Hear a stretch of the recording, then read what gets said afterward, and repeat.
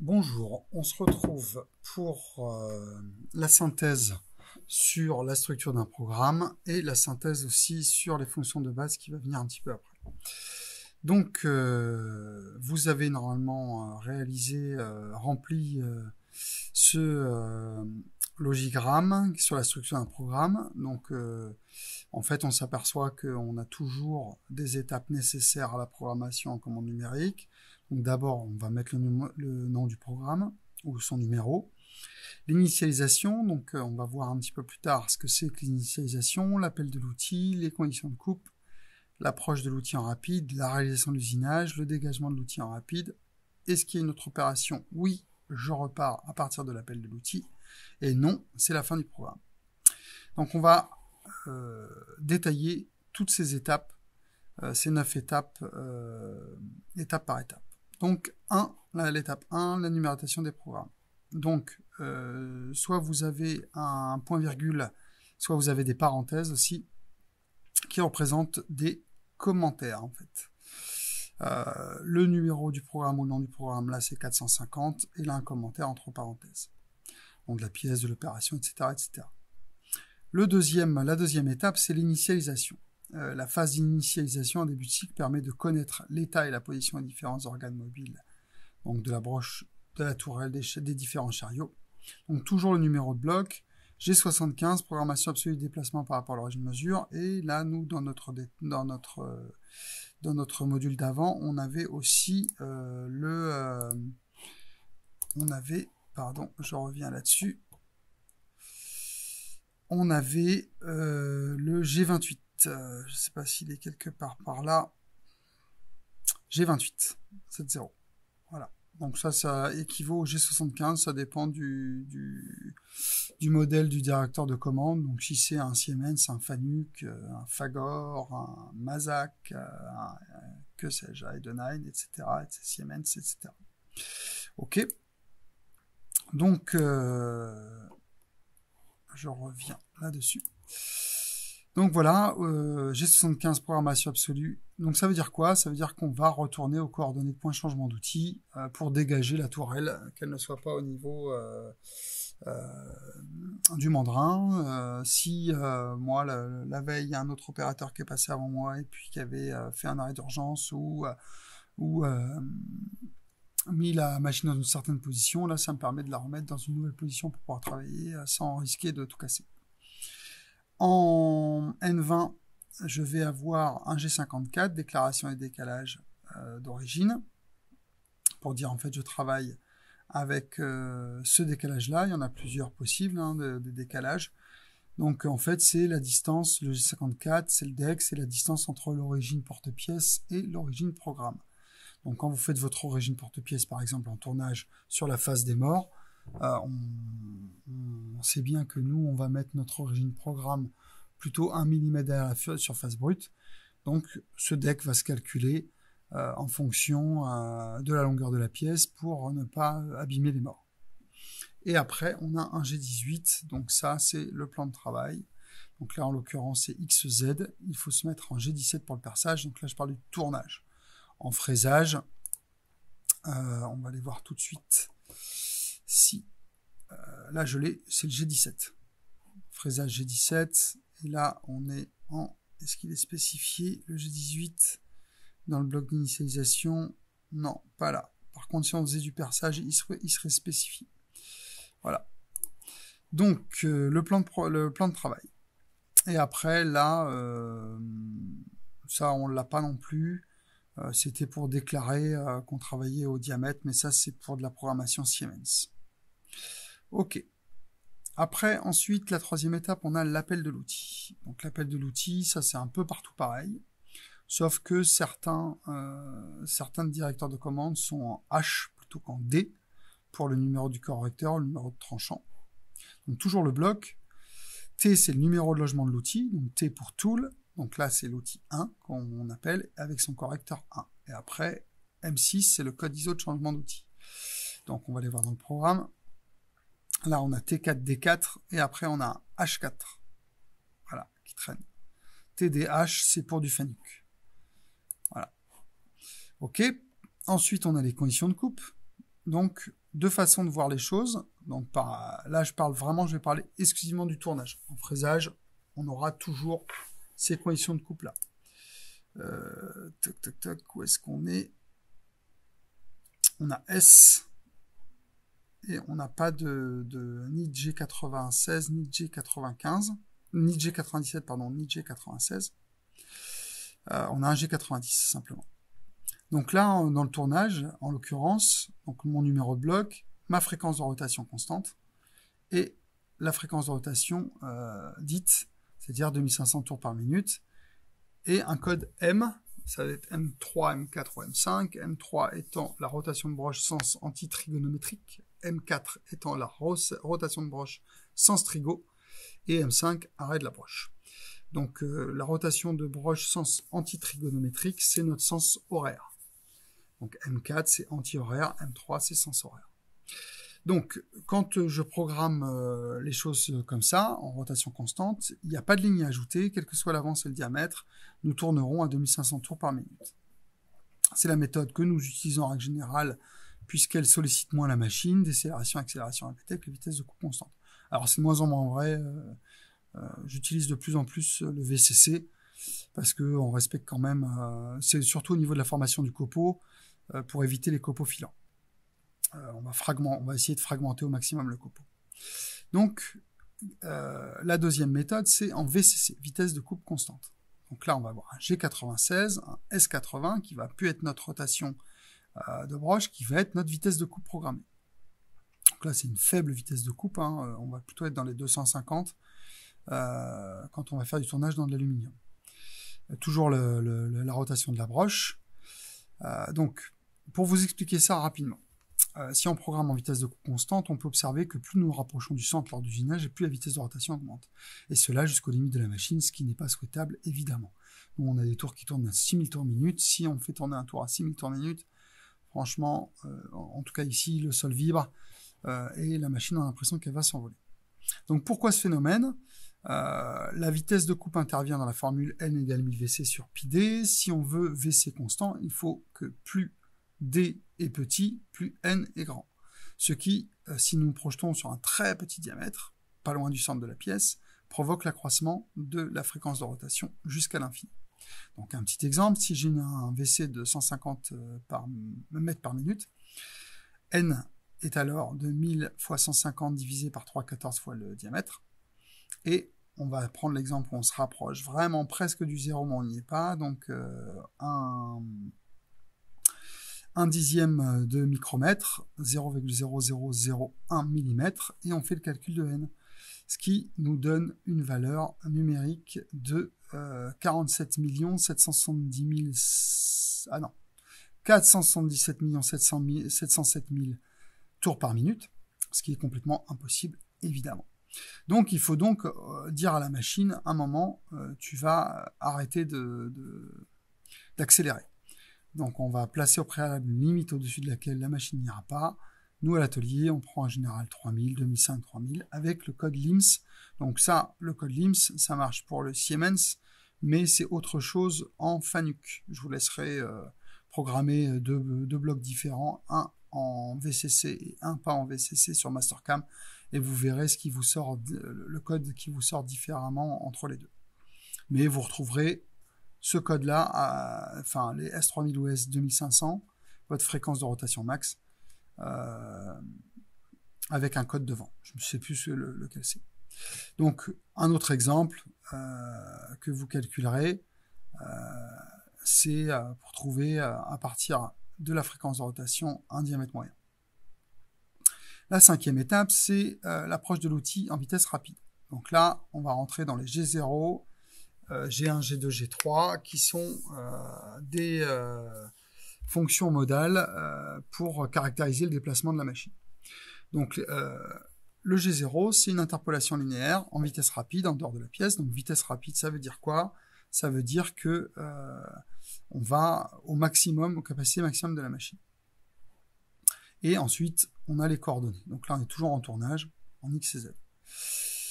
En ce qui concerne les machines Rosilio, alors c'est plus trop d'actualité à l'atelier, hein, puisqu'on a surtout du AS. Le point d'approche n'est pas systématiquement nécessaire, par exemple, n'est pas obligatoire. Bon, ça, vous vous en foutez. je le supprimerai dans vos documents. La réalisation d'une opération. Donc, une fois qu'on a fait les 5 premières étapes, on va passer à la 6e étape. Il existe 2 façons générales de programmer un directeur de commande numérique. La première est la méthode point à point, gourmand dans l'espace mémoire car il y a plus de blocs de programmation. L'ensemble des logiciels de FAO fonctionne avec cette méthode. Donc, Mastercam, il va nous mettre des points, des points, des points, des points et des points, ce qui fait que les programmes sont très volumineux.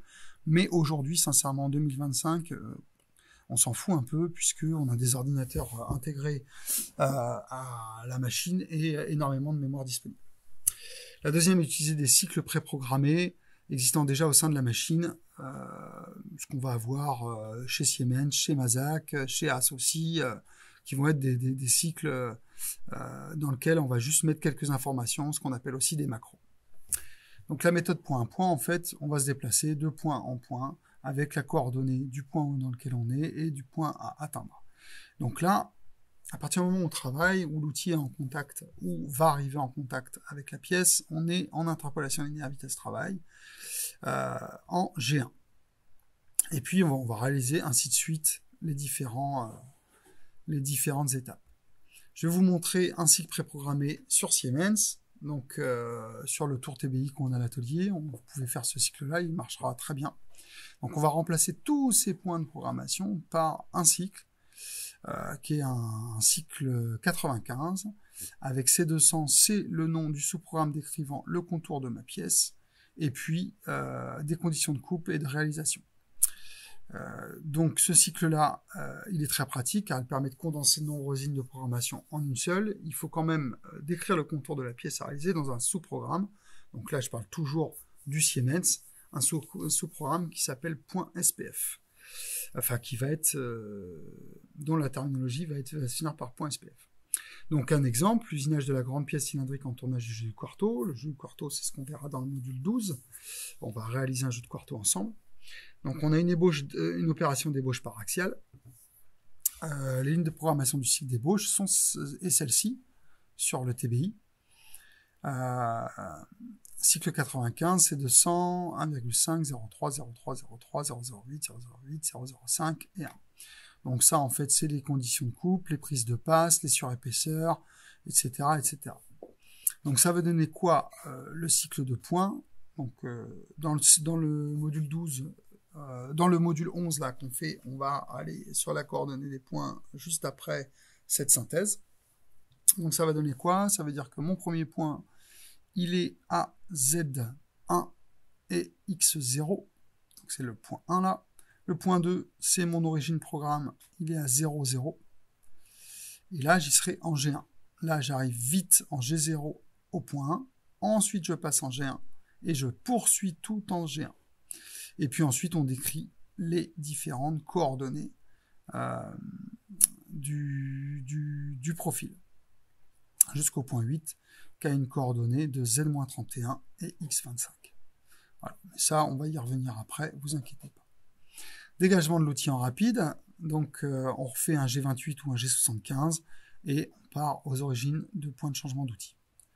Le fin de programme, donc c'est M2, M17, M30. Il y a beaucoup de M qui décrivent la fin d'un programme. Donc là, nous, dans notre cas, c'était la M30 en fraisage sur un microcut, donc c'est du FANUC, et M30 en fraisage sur un VF, donc c'est du FANUC aussi, et en tournage sur un microcut, c'est du FANUC aussi, c'est M30.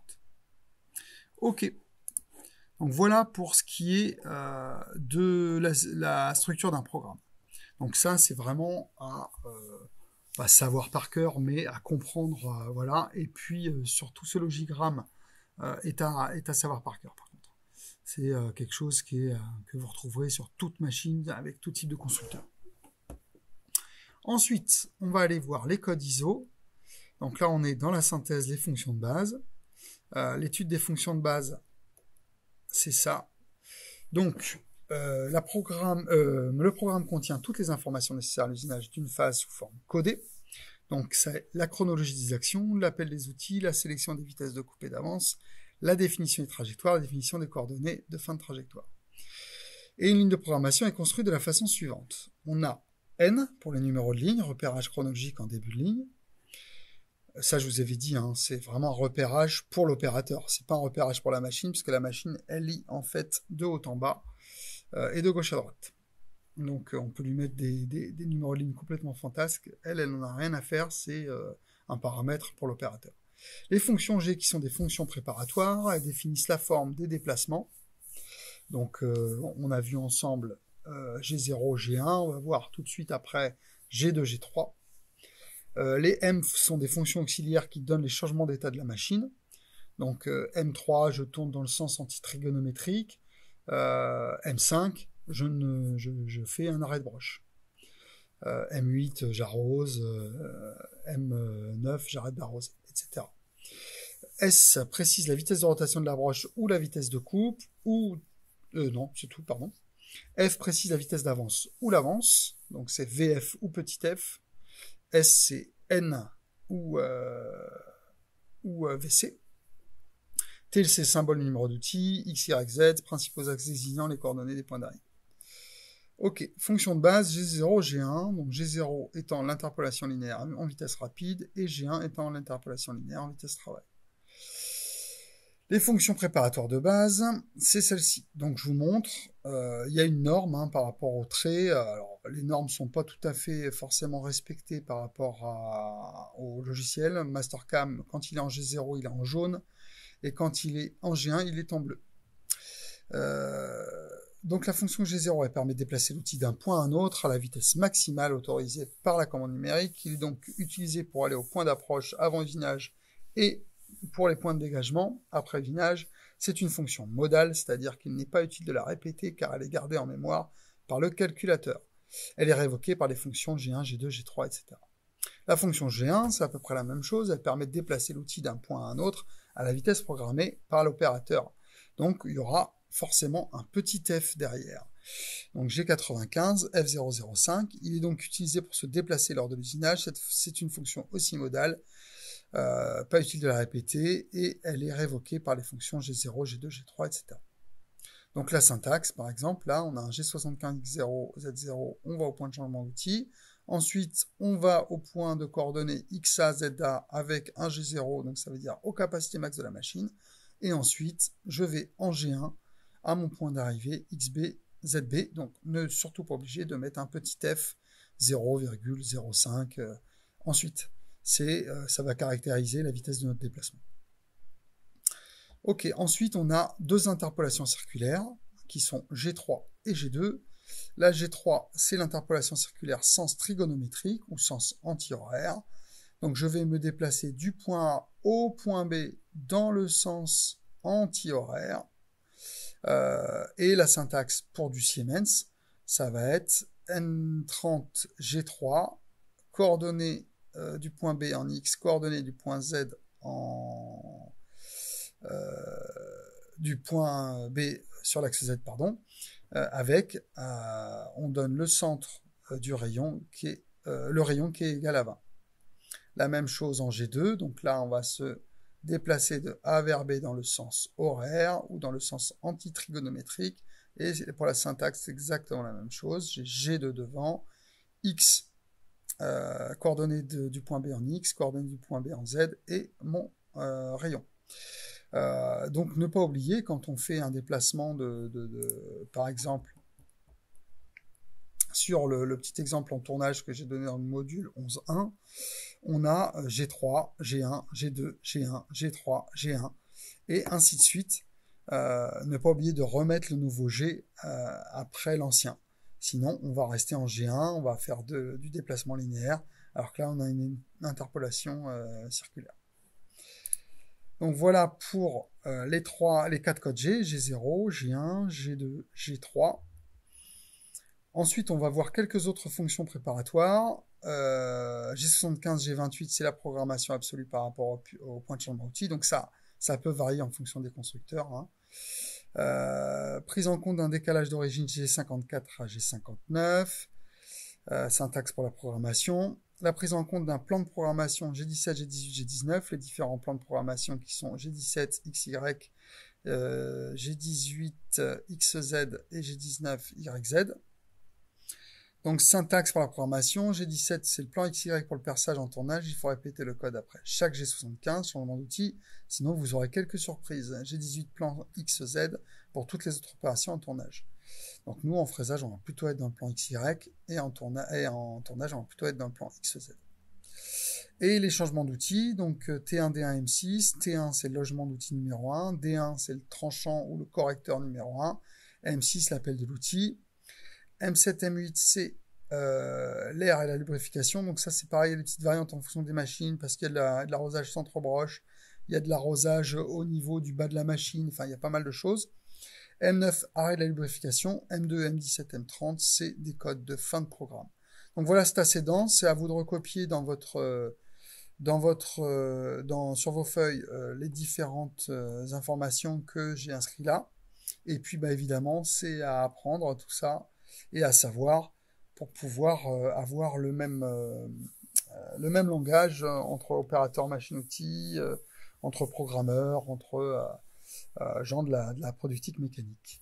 Voilà, on se retrouve très vite pour une nouvelle vidéo.